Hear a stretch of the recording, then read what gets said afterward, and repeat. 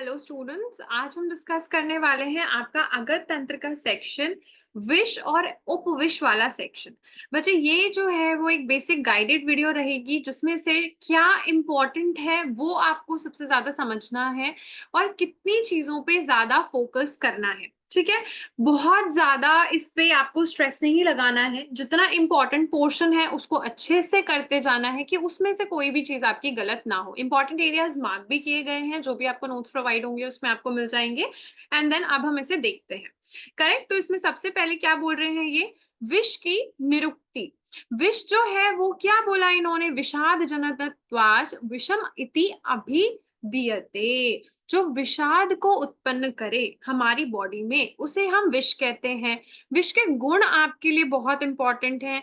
लघु रूक्ष आशु विशदम व्यावाई, तीक्ष्ण विकासी सूक्ष्म उच्चा, उष्णम अनिर्देश्य रस। Very important. आचार्य चरक ने 23वें अध्याय में चिकित्सा स्थान में विष चिकित्सा बताई है, जहां उन्होंने विष के गुण में अनिर्देश्य रस बोला। आचार्य सुश्रुत ने कल्प स्थान में लघु पाकी बोला है।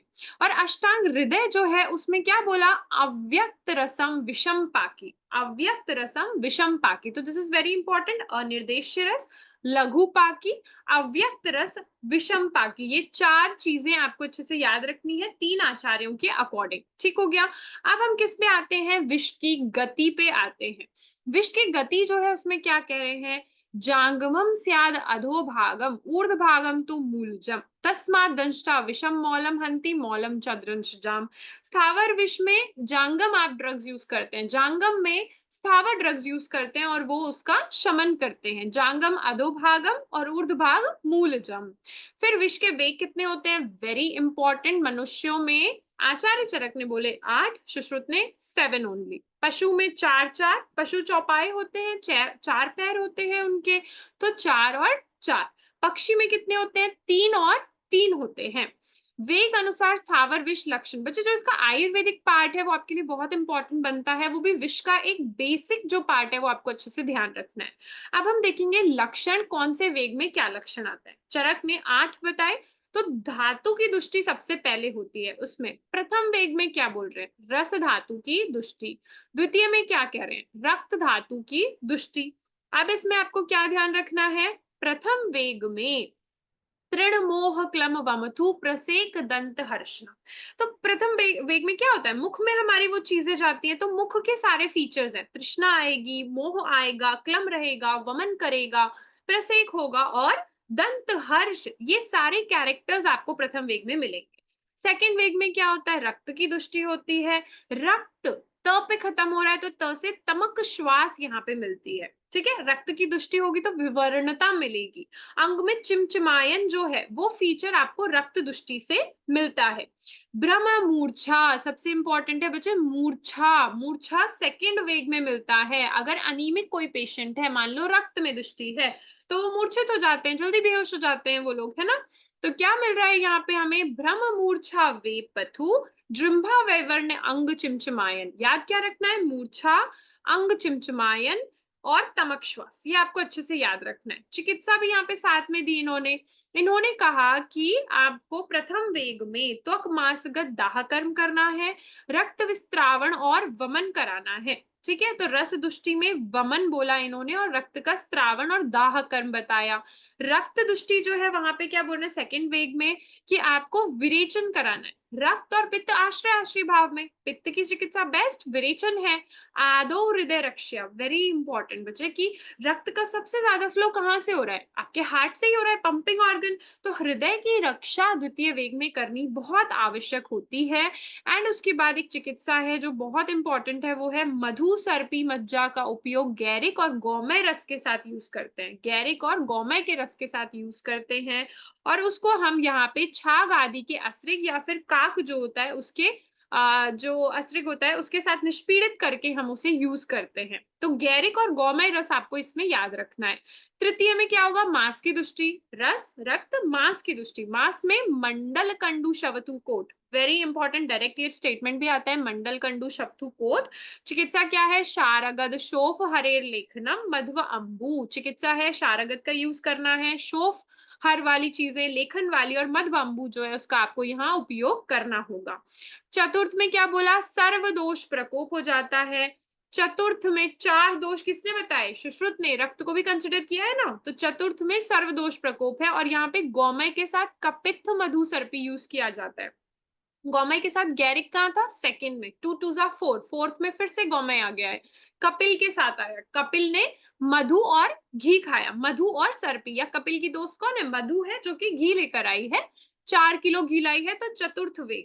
पंचम में क्या बोला है, तमहा प्रवेश नील वर्ण दर्शनम, तमहा प्रवेश है और नीले वर्ण का दर्शन होता है। चिकित्सा क्या है, काकांड शीरीषाभ्याम स्वरसः आश्चोतन अंजन नस्य। तो पंचम में 5 अंडे दिए काका ने, काकांड शीरीषाभ्याम, किसको दिए, शिरीष को दिए, तो काकांड शीरीषाभ्याम स्वरस आश्चोतन अंजन के लिए यूज करना है। पंचम तमह प्रवेश, पंच पंच तमह प्रवेश हो गया, आंखों के सामने अंधेरा आ गया है, नीलवर्ण दर्शन। सिक्स्थ में हिक्का आती है, वेरी इंपॉर्टेंट। सेवेंथ में स्कंद भग्न होता है और एट्थ में मृत्यु। षष्टे हिक्का, सप्तम स्कंद भग्न, सप्तम स्कंद भग्न, अष्टम मृत्यु।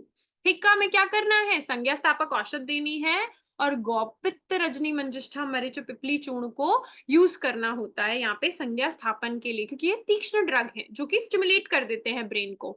तो रजनी नाम की लड़की गाय के पित्त को यूज करती है फॉर संज्ञा स्थापन, जब बहुत हिचकी आती है अगर पेशेंट को। स्कंद भग्न में क्या है, प्रतिविष चिकित्सा करनी है और अगर मृत्यु है तो मृत संजीवनी अगद यहाँ पे यूज किया जाता है।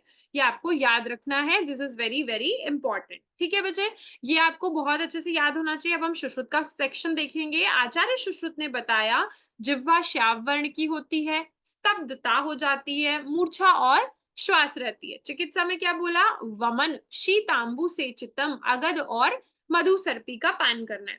तो सबसे पहले क्या बोला है, खाया तो जीभ कैसी हो गई, श्याव वर्ण की हो गई, स्टिफ हो गई। और मूर्छा, तो हमने क्या देखा था, चरक की मूर्छा सेकेंड वेग में, सुश्रुत की मूर्छा फर्स्ट वेग में है, ये याद रखना है आपको। श्वास भी फर्स्ट में है इनका। चिकित्सा क्या है, अगत तो होगा ही आपका मधु सर्पी के साथ, लेकिन वमन, वमन वहां पे भी फर्स्ट में था, वमन यहाँ पे भी है। शीतांबु ठंडा पानी यूज करना है और छिड़कना है उसके ऊपर। फिर क्या बोल रहे हैं, द्वितीय, द्वितीय में बोला कंठ रुजा वेपथु साद दाह विष आमाशय प्राप्तम कुरुते हृदय वेदना। तो द्वितीय वेग में बोल रहे हैं कि कंठ में रुजा हो जाएगी, वेपथु होने लग जाएगा और विष आमाशय में प्राप्त हो जाता है, जिसकी वजह से हृदय में वेदना होती है। तो सेकेंड मंथ में हम हृदय की रक्षा कर रहे थे वहां पे चरक में, तो हृदय में क्यों रक्षा करेंगे, क्योंकि हृदय में वेदना होती है, आमाशय में वो पहुंच जाता है विष जो है वहां पे। ठीक है, तो यहाँ वमन और विरेचन दोनों कराए जाएंगे और फर्स्ट वेग में सिर्फ वमन था। फिर क्या होगा, विषम आमाशय प्राप्तम शूल तालु शोष दुवर्णे हरिते हृदय वेदनाम नेत्र शोफा। तो बच्चे यहाँ पर जो थर्ड वेग है उसमें कंप्लीटली अब विष कहाँ पहुंच गया है, आमाशय में पहुंच गया है, तालु बिल्कुल शुष्क हो गया है और हृदय वेदना यहाँ पे बनी रहेगी। नेत्र शोफ नेत्र विवर्णता क्या आ जाता है हमारा यहाँ पे, नेत्र में शोफ और नेत्र विवर्णता। बच्चे अगर क्वेश्चन आता है कि आमाशय प्राप्त विष कौन सा होता है तो आपको थर्ड वेग लगाना है, एंड हृदय वेदना के लिए भी थर्ड वेग ही आपका आंसर लगता है, फर्स्ट आंसर थर्ड वेग लगेगा। इसमें क्या चिकित्सा है, बहुत इंपॉर्टेंट चिकित्सा है, तीन इंद्रिय की चिकित्सा। तृतीय में तीन चिकित्सा है, नस्य अंजन अगदपान, नस्य अंजन अगदपान। ठीक है बच्चे, फिर क्या बोल रहे हैं, चतुर्थ वेग। चतुर्थ वेग जो है उसमें बोला पक्व अमाशय स्तोद हिक्का कासो अंत्रकुंजनम शिरश्च अति गौरवम। चतुर्थ वेग में बोला है कि जो पक्वाशय और अमाशय होता है उसमें तोद होगा। अब वो नीचे साइड आ गया, आमाशय के भी नीचे, पक्वाशय और आमाशय की तरफ आ गया है। हिक्का, हिक्का कहाँ मिल रही है सुश्रुत की, फोर्थ वेग में, और हमारे को चरक में कहाँ मिली थी, सिक्स्थ वेग में मिली थी हिक्का। हिक्का और मूर्छा आपके इंपॉर्टेंट क्वेश्चन है, याद रखने हैं आपको। फिर क्या बोल रहे हैं, हमारे पंचम वेग में इनका सर्वदोष प्रकोप है, जबकि चरक का चतुर्थ वेग में सर्वदोष प्रकोप था। कफ प्रसेको वैवर्ण्य पर्वभेद पक्वाधान वेदना। चिकित्सा क्या है इसकी, मधु मुलेठी क्वाथ को स्नेह मिश्रित अगद पान लेना है। पंचम में पंचम, म पे खत्म, म से मधु, मुलेठी को आपको स्नेह मिश्रित अगध पान में लेना है। Sixth is very important according to Sushruta, क्योंकि वहां छठे वेग में अतिसार हो जाता है और आप अपीड़क नस्य की चिकित्सा देते हैं। अतिसार की तो चिकित्सा होगी ही, उसके साथ अ से अवपीड़क नस्य कहाँ यूज होता है? सिक्स्थ वेग में। जबकि हमने केवल नस्य कहाँ देखा था? थर्ड वेग में देखा था। अगध पान नस्य देखा था हमने उसमें, और अंजन देखा था। सप्तम में क्या बोल रहे हैं? स्कंद पृष्ठकटिभंग सन्निरोधा, देन मृत्यु हो जाएगी। और चिकित्सा क्या है? मूर्धनि पे काक पद का हम चीरा बनाते हैं एंड उसके बाद वहां पे जो मांस है अस्त्र के साथ उसे रखा जाता है। ठीक है, ये है आपका पूरा सबसे इंपॉर्टेंट पार्ट। मतलब बाकी दुनिया की चीजें आपकी छूट जाए पर ये आपको याद रहने चाहिए सारे लक्षण, कहाँ पर मूर्छा आया है, कहाँ पर सर्वदोष प्रकोप आया है, कब वो पकवाशा माशा में चला जाता है, अतिसार कहाँ पे है, गौपित्त हमने कहाँ देखा, ये चिकित्साएं आपको ध्यान रहनी चाहिए। कंपैरेटिव पॉइंट, हिक्का कहाँ आया है? चरक का 6, तो एच मतलब हिक्का C6 और हमारा सुश्रुत S4 हो जाएगा। सर्वदोष प्रकोप C4 एंड S5 में हो जाएगा, तो 4 5 6 4। ठीक है, ऐसे आपको ध्यान रखना है। फिर क्या है? विश्वेक पशु और पक्षी में बताए हमने, तो सबसे पहले पशु हम देख लेंगे। पशु में क्या होगा? जब विष खाएगा, अगर कोई भी पशु ने खाया, तो सबसे पहले उसके अंग जो है वो कैसे हो जाएंगे? शून्य हो जाएंगे। ध्यायती दुखिता क्वेश्चन आता है, ध्यायती दुखिता कौन से वेग में होता है? पहले ही वो ध्यान में चला जाएगा। दूसरे में क्या होगा? ब्लैक डिस्कलरेशन होगा और लाला स्रावन, हृदय पीड़ा। तो हार्ट जो है वो सेकंड में धड़कता है उसका, तो हृदय पीड़ा, लाला स्राव और कृष्णांगता हो जाएगा। फिर तृतीय में क्या है? उसका सर घूमने लग जाएगा, सिरो दुखम कंठ ग्रीवम च भज्जते। तो क्या होता है? वो कंठ और ग्रीवा से बहुत ज्यादा से बोलने की कोशिश करेगा या आवाजें करेगा बहुत ज्यादा, शिरो दुखम, और सिर में दुख हो जाएगा। फोर्थ वेग में क्या है? वो बहुत ज्यादा वेपते, उसको बहुत ज्यादा क्या आएंगे? वाइब्रेशंस आएंगे बहुत ज्यादा। खादन दंतान जहात्य सूनम, वो अपने दांत जो है उनको किटकिटाएगा और फिर वो मृत्यु को प्राप्त हो जाता है। तो प्रथम वेग में शूनांग होगा, ध्यान लगाएगा, ध्यायति दुखितम। सेकंड में क्या आया? लालास्राव, हृदय पीड़ा, कृष्णांगता। तृतीय में क्या आया? सिर में दुख, कंठ ग्रीवा च भज्जते हो जाएगा। और चतुर्थ वेग में खादान दंतान जहाते सूनम। फिर क्या है? पक्षी। पक्षी में बोला ध्यायति, पहले में वो भी ध्यायति और पहले ही वो मूर्छित हो जाता है। फिर क्या है? विहग, इधर उधर दौड़ता है, वो बहुत ज्यादा विचलित हो जाता है और थर्ड वेग में उसकी मृत्यु हो जाती है। ये आपको ध्यान रखना है, ये बहुत इंपॉर्टेंट है। अगर यहाँ से कोई क्वेश्चन बनता है तो इतना ही कलेक्टिव आपको काम करना होगा। विष के भेद क्या है? चरक और सुश्रुत ने कहा दो हैं, स्थावर और जांगम। और रस तंत्रविद जो है उसे विष और उपविष में कैटेगराइज करते हैं। रस तंत्रविद विष और उपविष में से कैटेगराइज करते हैं। विष के अधिष्ठान बहुत इंपॉर्टेंट है। स्थावर विष के 10 हैं, जांगम विष के 16 अधिष्ठान बताए गए हैं। स्थावर विष के 10 क्या है? हमारे पंचांग है वहां पे, है ना, मूलम पत्रम फलम पुष्पम त्वक। फिर शीर सार निर्यास, धातु और कंद जो है वो अलग है। शीर सार निर्यास, धातु और कंद हमने अलग से देखने हैं यहाँ पे। ठीक है बच्चे। फिर क्या आता है? हमारा जांगम विष के 16 अधिष्ठान है। मूल जो है वो कितने होते हैं? मूल के प्रकार है 8। अष्टमूल, फल कितने हैं? 12। तो आप कैसे याद रखोगे?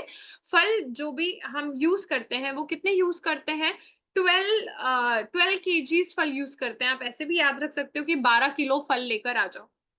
फिर पत्र जो है, पंच, पत्र और पुष्प, प से पंच होते हैं। त्वक्सार निर्यास, स से सात होता है, त्वक्सार निर्यास सप्त होता है। क्षीरत्रय, क्षीरत्रय में क्या है? स्नूही, कुमुदग्नि और जालशीरी बताए इन्होंने। धातु 2 है, फेनाश्म और हरताल। कंद कितना है? 13। तो कांदा कितने रुपए किलो? 13 रुपए किलो कांदा चल रहा है, ऐसे ध्यान रखना है। अष्टमूल फल 12 किलो, पत्र पुष्प 5-5, त्वक्सार निर्यास सप्त, क्षीर त्रय, धातु द्वय और कंद 13। स्थावर विष की कुल संख्या क्या है अलग अलग आचार्यों के अकॉर्डिंग? सुश्रुत ने बोली 55 होती है, सुश्रुत ने 55, चरक ने 21, भाप्रकाश 9, रसार्णव की 5 है। ये आपको याद रखनी है, सुश्रुत की 55 होती है और चरक में र जो है उससे 22 होती है। स्थावर विष की 21 होती है। स्थावर विष की कुल संख्या 2 से स्टार्ट होती है, याद रखना है। भाव प्रकाश की 9 है, भाव प्रकाश की 9 है और रसार्णव की कितनी है? 5 है रसार्णव की। फिर क्या है हमारे स्थावर विष के अधिष्ठान? अगर हम देखें तो जो कंद विष होता है उसके लक्षण महाविष जैसे मिलते हैं। मूल विष जो होता है उसमें प्रलाप और उद्वेष्टन मिलता है। और फल अगर आपने खाया तो मुष्क शोफ दाह अन्न द्वेष मिलता है। वेरी इंपॉर्टेंट, फल कोश भी बोलते हैं हम टेस्टिस वाले रीजन को। तो मुष्क शोफ हो जाता है वहां पे फल की वजह से। पत्र में क्या होता है, पत्ते खाने से बहुत जम्भाई आती है और श्वास आती है, जृंभा श्वास उद्वेष्टनम। पुष्प में क्या बोला इन्होंने, छर्दीर आद्यमानम मोहम। तो पुष्प से क्या होता है, उल्टी आती है। पुष्प किसी ने सूंघा और वमन कर दिया, छर्दीर आद्यमानम मोहम। तो अक्सार निर्यास से क्या होता है, तो अक्सार निर्यास आ वाला पोर्शन आ रहा है उसमें, तो आस से दौर्गंध्य, मुंह से क्या आएगी उसमें, दौर्गंध्य होती है वहां पे। पारुष्य शिरोरुक और कफ संस्राव होता है। शीर में क्या बोला, फेनागम विड़बेदो गुरु जिव्वता होती है। धातु में क्या कह रहे हैं, हृद पीड़ा मूर्छा तालु दाह। बच्चे ये बहुत इंपॉर्टेंट पोर्शन है जिसमें से कुछ कुछ तो आपको बहुत अच्छे से याद होने चाहिए। क्या क्या है वो कुछ जो आपको ज्यादा अच्छे से याद होने चाहिए। नंबर वन, एक तो मूल जो है उसकी वजह से होता है प्रलाप। फल की वजह से क्या होता है आपका मुष्क शोफ होता है। पत्र जो है उससे क्या होता है, आपका श्वास वाला जो पोर्शन है वो पत्र से होता है। फिर हमने देखा कि किसी ने पुष्प जो है वो सूंघा होगा जिसकी वजह से क्या हो रहा है, छर्दी आद्यमान और मोह हो रहा है। पुष्प सूंघने से क्या हुई, उसे उल्टी हो गई, छर्दी हुई। त्वक सार निर्यास से आस्यद और गंदे हो जाएगा। और फेन निकल जाता है। फेन कैसा निकलता है, झाग व्हाइट कलर का। शीर कैसा होता है, व्हाइट कलर का। तो फेन आगम विड़भेदो गुरु जिव्यता इज फ्रॉम द शीर। और धातु में बोला हृदय में पीड़ा होना। धातु कोई खाली तो क्या है, हृदय में पीड़ा हो रही है, मूर्छा हो गई है और तालु दाह आपको मिलता है। इसको दो बार आप और रिवाइज करेंगे तो आपका ये अच्छे से हो जाएगा। विष और मद और ओज के जो गुण बताए हैं वो इन्होंने बताए कि विष के जो गुण बताए हैं जिसमें अनिर्देश्य रस हमने देखा था। फिर इन्होंने 10 गुण किस किस के होते हैं, मद के होते हैं। और 10 गुण जो है वो हमारे ओज के भी होते हैं। ओज के जस्ट विपरीत इसके गुण होते हैं विष के, है ना। तो लघु रुक्षम आशु विशदम व्यवायी तीक्ष्ण विकासी सूक्ष्म व ऊष्म अनिर्देश्य रस हमने देखे थे विष के। और इसके क्या है, गुरु शीतम मृदुस लक्षणम बहलम मधुरम स्थिर प्रसन्न पिच्छलम स्निग्धम ओजो दश गुणम स्थितम। ये बहुत इंपॉर्टेंट है। अब आते हैं हम इंपॉर्टेंट पॉइंट्स ऑफ विष में।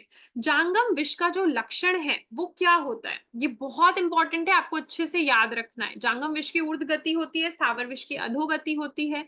अगर किसी बंदे ने कोई भी जांगम विष जो है उसने काट लिया, एक सांप है उसने क्या किया, उसने काट लिया, तो क्या होगा, निद्रा तंद्रा। सांप ने काटा तो हमें ऐसा लगेगा कि बहुत आलस आ रहा है, निद्रा और तंद्रा आएगी पहले। फिर हमें क्या होगा, क्लम, थकावट होने लग जाएगी। सांप ने काटा है, तीक्ष्ण होगा तो दाहपाक हो जाएगा, आपके पूरे रोंगटे खड़े हो जाएंगे। भाई सांप काट के गए, रोंगटे तो खड़े होने बनते हैं। शोफ और अतिसार आपको हो जाएगा, आप सीधा भागोगे वॉशरूम की तरफ। ठीक है, तो क्या हुआ, सांप काट के गया, सांप काट के गया तो रोंगटे खड़े हो गए, लोमहर्षणम, आप भागे वॉशरूम की तरफ, अतिसार आपको हो गया। निद्रा और तंद्रा, बोलते हैं ना कि सोने नहीं देना है, अगर कोई भी चीज आपको काट लेती है तो उसको पेशेंट को हमेशा जगा के रखना है। तो निद्रा तंद्रा क्लमदाह पाक, ये सांप की स्टोरी जांगम विष में। इसके अलावा जितने लक्षण वो सब स्थावर विष के। तो स्थावर विष में क्या होगा, आपने कोई विष खाया, स्थावर विष है ना, तो वो तो हर्बल ओरिजिन वाला होगा।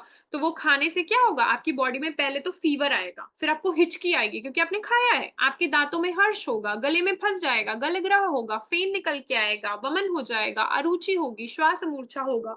तो आप ऐसे अंडरस्टैंडिंग बना के रखेंगे तो आपको ये फीचर्स कभी गलत नहीं होंगे। आमाशयगत विष, आमाशयगत विष में क्या बोल रहे हैं, मूर्छा अतिसार इंद्रिय विकार दाह आद्यमान छर्दी वेपथु। चिकित्सा क्या बोला, वमन विद मदन फल अलाबु बिंबी और कुशात की।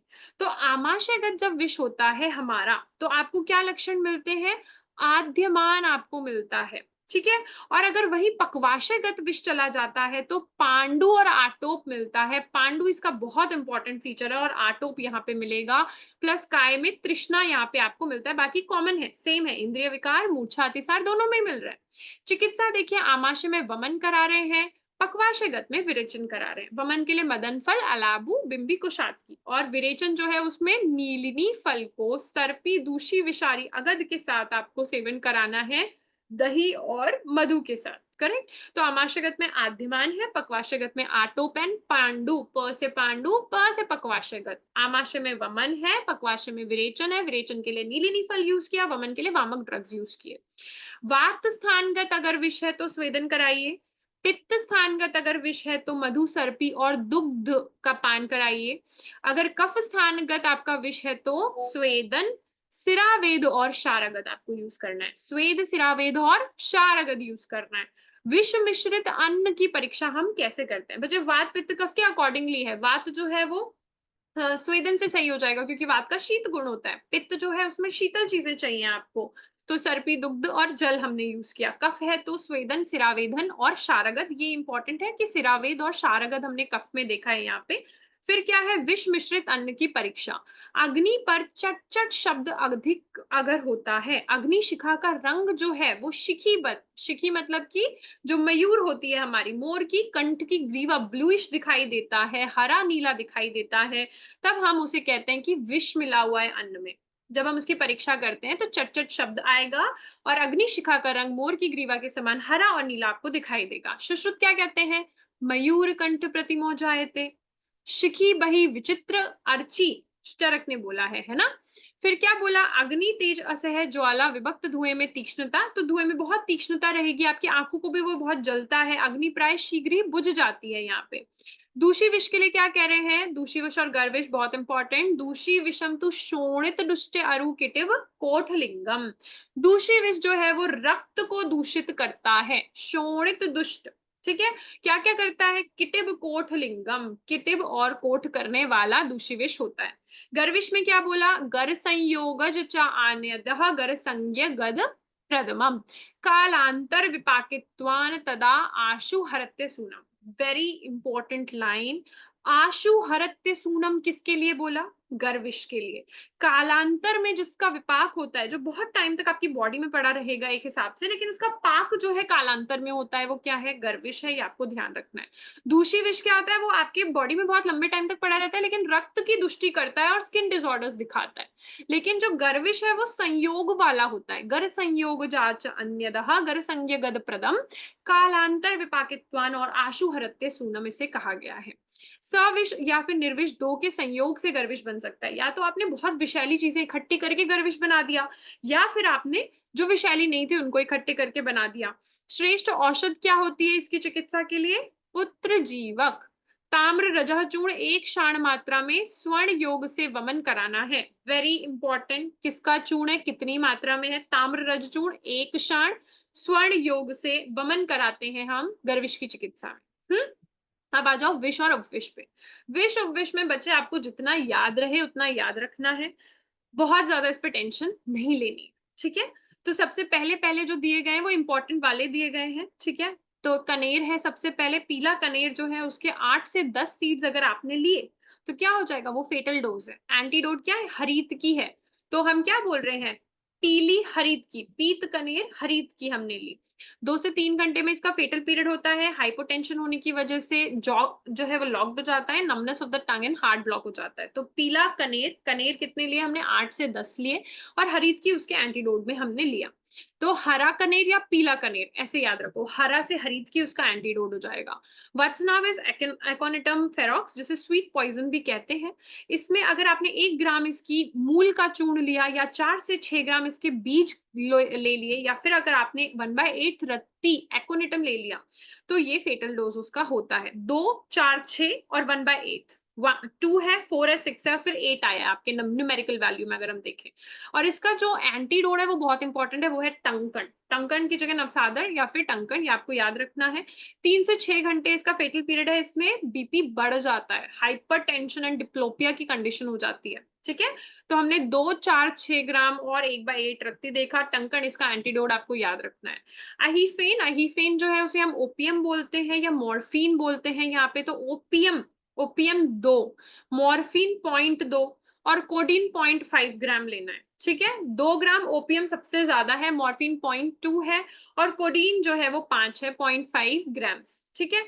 ओपियम, नेलॉर्फिन, मॉर्फिन या नेलॉक्सेन इसके एंटीडोट है। तो एंटीडोट क्या होता है ओपियम का? नेलॉक्सेन होता है या मॉर्फिन होता है। नेलॉर्फिन जो है वो हम कहते हैं। तो इसमें नेलॉर्फिन या नेलॉक्सोन जो है वो इसके एंटीडोट्स होते हैं और इसमें पैरालिसिस हो जाती है और 6 से 12 घंटे इसका फेटल टाइम पीरियड बताया। गुंजा इज एब्रस प्रिकेटोरिस इसे बोलते हैं, 90 टू 120 मिलीग्राम में ही ये सारा खेल हो जाता है।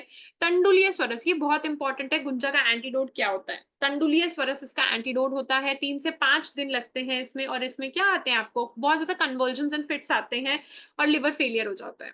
भल्लातक, भल्लातक इज सेमीकार्पस एनाकार्डियम, 5 टू 10 ग्राम्स जो है वो हम इसे लेते हैं। मेघनाद स्वरस और शर्करा जो है वो इसके लिए बताया, मेघनाद स्वरस एंड शर्करा 12 से 24 घंटे में ये हो जाता है। Tachycardia and blisters on the throat, throat पे क्या हो जाएंगे, ब्लिस्टर्स हो जाएंगे और टेकिकार्डिया की कंडीशन इसमें डेवलप हो जाती है। नेक्स्ट क्या है, अर्क, अर्क इज कैलेट्रोपिस प्रोसेरा। नीलिनी जो है वो इसका क्या है, नीलिनी इज दी पर्याय फॉर दिस, ओके, अर्क के लिए नीलिनी इसका पर्याय है। भल्लातक जो है, भल्लाल देव जो है हमारे, वो मेघनाथ से डरते होंगे, तो मेघनाथ स्वरस और शर्करा जो है वो उसका एंटीडोट है। एंटीडोट बहुत इंपॉर्टेंट है, इसलिए मैं उसको रिवाइज करा रही हूँ। फिर अर्क जो है वो 12 घंटे में आपका यहाँ पे फेटल टाइम पीरियड है। डायरिया, वॉमिटिंग, डायलेटेड प्यूपिल, तो अर्क में डायलेटेड प्यूपिल होते हैं, ये बहुत इंपॉर्टेंट है, आपको ध्यान रखना है। कुचला, कुचला जो है उसमें क्या है, नक्स वोमिका बोलते हैं हम इसे। गोक्षूर इसका या बार्बिचरेट्स जो है वो इसके एंटीडोट होते हैं। इसमें आपने 15 से 20 mg अगर इसको लिया या फिर एक सीड इसका खा लिया, जो भी अगर आपने खाया, च्यू करके खाया, तो ही मृत्यु होगी। अगर आपने डायरेक्ट निगल लिया है तो नहीं होगी आपकी मृत्यु, ठीक है। तो हाइपोकैलीमिया होता है, यहाँ पे क्लोनिक टॉनिक कन्वर्जन हो जाते हैं।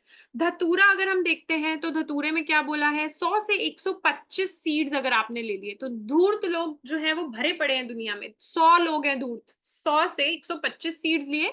पाइलोकार्पिन जो है वो इसका एंटीडोट होता है, ये याद रखना। और धतूरा में 5D साइंस दिखाई देते हैं, यहाँ पे भी डायलिटेशन ऑफ प्यूपिल है, अर्क में भी डायलिटेशन ऑफ प्यूपिल है। डिस्फेजिया हो जाता है, कुछ भी खाने का मन नहीं करता, खा ही नहीं पाता।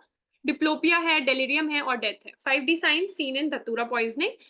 फिर क्या है हमारा, भंगा, भंगा जो है कैनबिस इंडिका है, धतूरा में 9D साइन भी मिलते हैं, ठीक है। फिर उसके बाद भंगा जो है वो है कैनबिस इंडिका। भंगा में आपको साइकोसिस, रिडक्शन ऑफ इंट्राओकुलर प्रेशर, आपका आईओपी कम हो जाता है, एंड कंजंक्टिवल ब्लड वेसल्स जो है उसका आपको कंजेशन मिलेगा आंखों में भंगा की पॉइजनिंग में।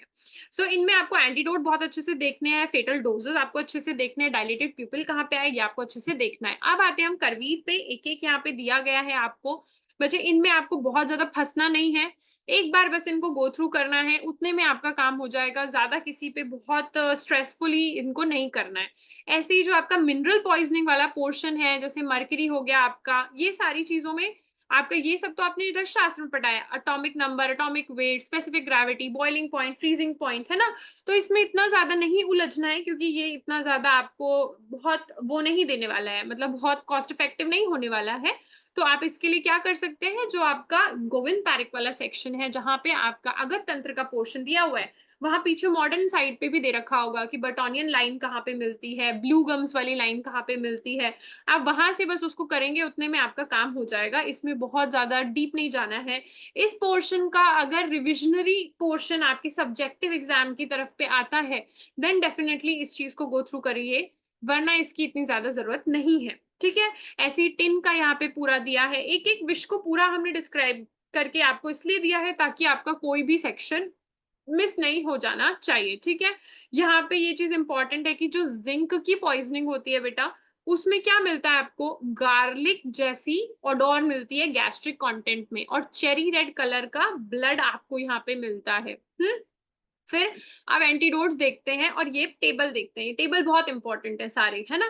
तो लेड जो है उसका एंटीडोट क्या है, EDTA है, जिसमें बर्टनॉन्स जो मैं बोल रही थी, ब्लू लाइन ऑन गम्स मिलती है, and wrist and foot drop मिलता है यहाँ पे, ये बहुत इंपॉर्टेंट है।